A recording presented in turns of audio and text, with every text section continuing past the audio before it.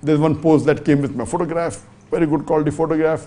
Prophet says that the women are 90% to blame for the rape.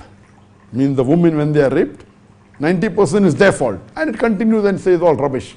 And then says that in Islam, the woman is made to satisfy the sexual urges of the man. And if a woman, if she satisfies the husband, she's serving Allah.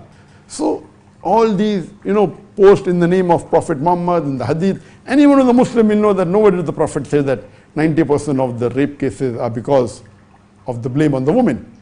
So they say many things in the name of Islam.